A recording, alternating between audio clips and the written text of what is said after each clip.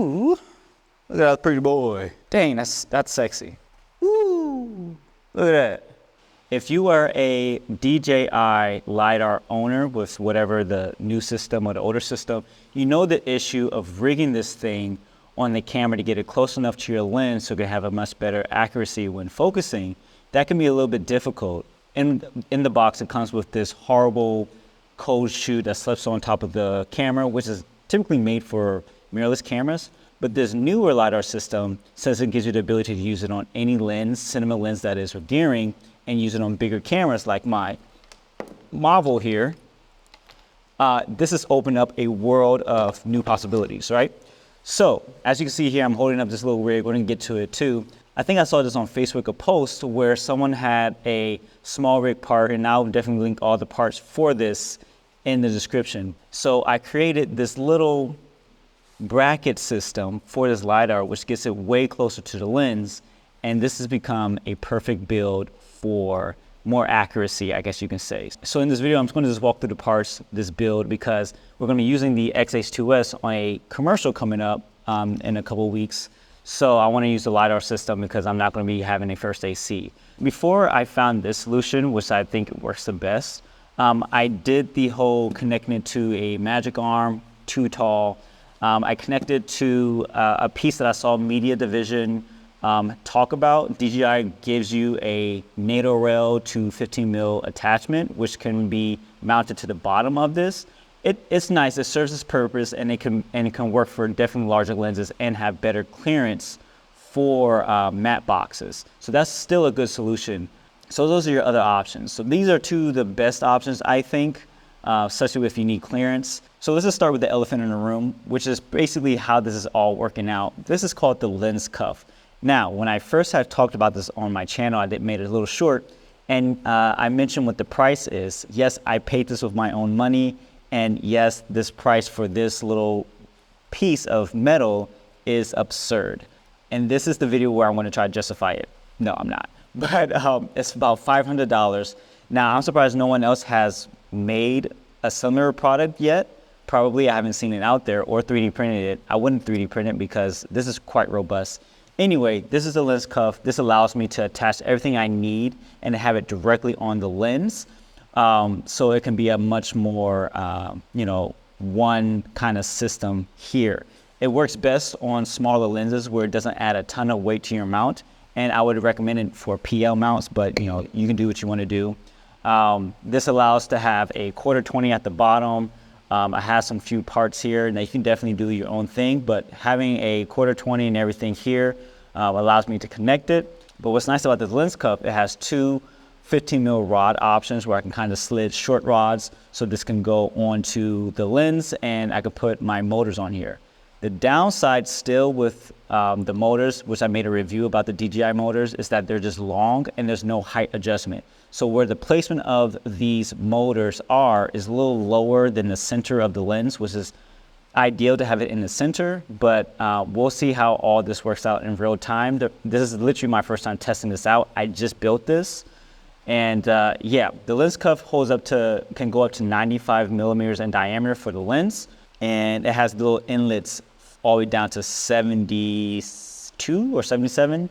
I had to look at it. But we're going to be doing this on the Nisis because that's what the lenses are going to be using for the commercial. And yeah, let me just show you all the pieces.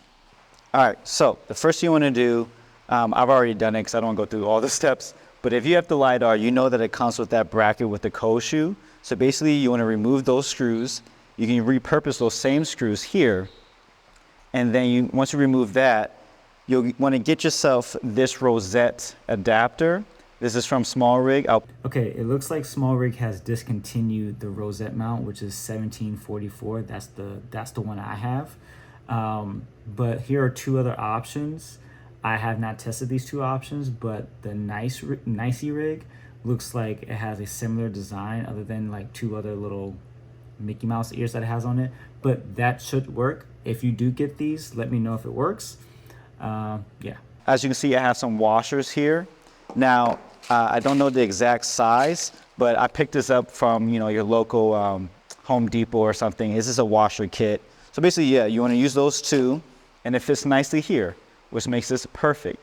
Now, the one option you can do, you can get yourself a very miniature rail that has a bunch of 1/4-20s on it too. This is a small rig part as well. I actually used this on another shoot for putting a bag POV.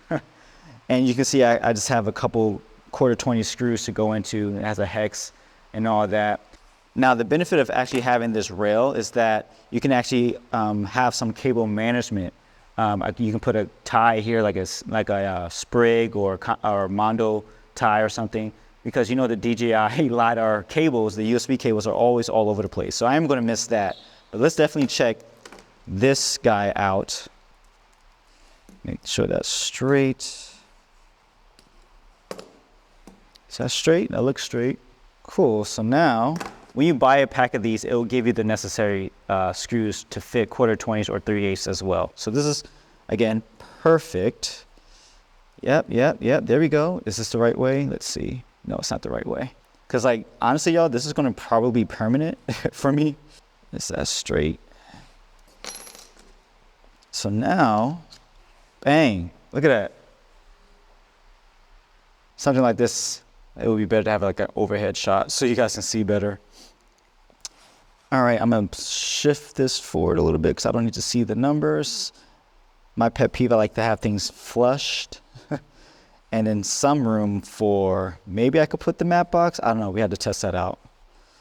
That's probably gonna be an issue. There we go. It's looking nice, looking nice. So let's put that on. I might have to push this forward.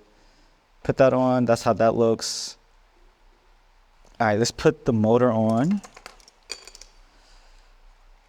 The motor on. Wow, that's really low. This is actually a smaller lens than the anamorphic lens I had on. See how I was saying there's an issue? It might be an issue because it's so low to the lens. But we'll see. Okay, let's see. Ooh, Lord forgive me. Okay, there we go. Let's pop this off. Put that on there like this. Oh, this is bothering me now. Sorry it took so long for me to make that adjustment. It's still not perfect, but it's a little bit better clearance.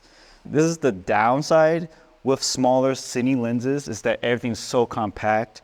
To do a system like this is kind of weird. The alternatively is I just can put this on a rail. Like I'll have this on rails anyway to get it to the right height, but I want to see what it looks like when it's all together. So let's put this on, because yeah, now it's way down there. If you can see that, it's way down there. Okay, wait, last thing before I go too far, let's see if the matte box fits.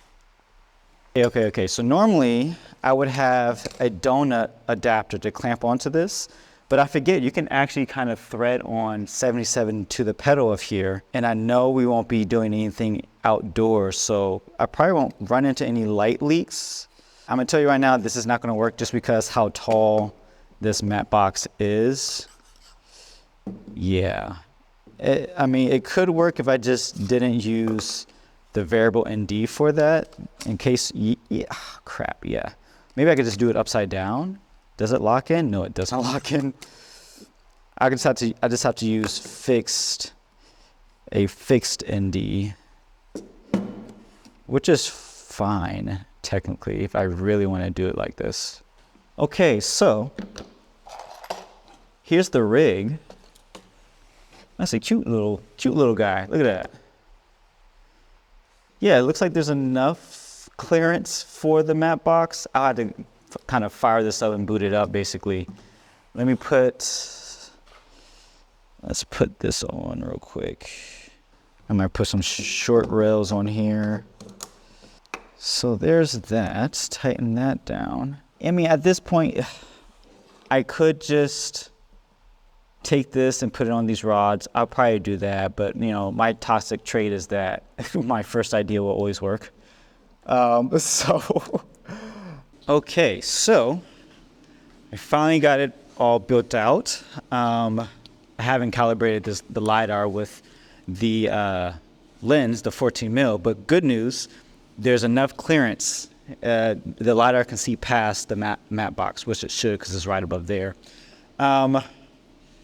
yeah, it's kind of a mess right now with cables. I will eventually get that all kind of cleaned up, but this is it's quite compact. I like it a lot, actually.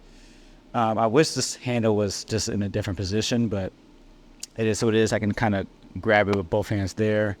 Let me turn that off. Excuse the audio, I'm recording this off of my phone, but I wanted to just take a second and talk about what was going on right here.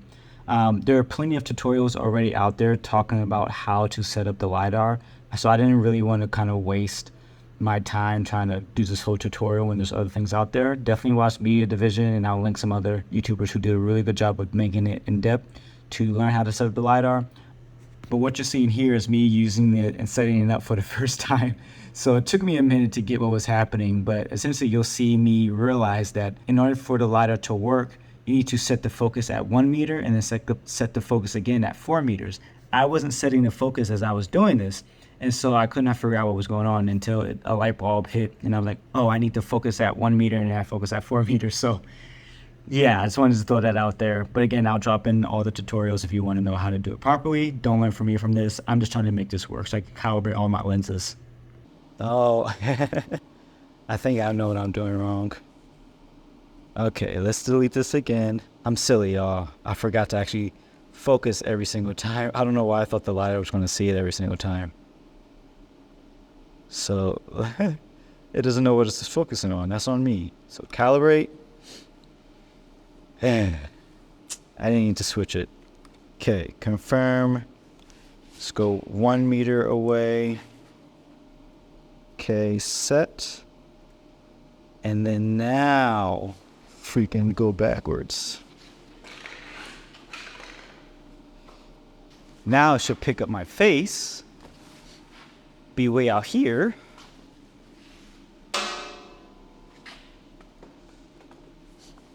That was going to bother me so much not figuring that out.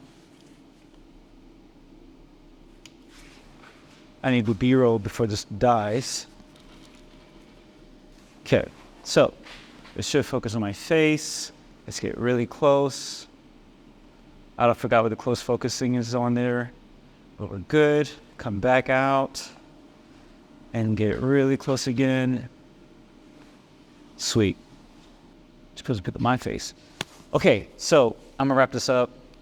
I don't know how long this is, but thanks for watching if you did. If this was helpful, let me know in the comments below. Hopefully something will come that's cheaper for this lens cuff, but I really like this build. I'm gonna clean up a lot of these cables, but this is what we're gonna be using, and it's quite compact, relatively speaking. All right, I'll catch you guys on the next one. Stay tuned for that behind the scenes eventually come on in June, and talk to you guys later.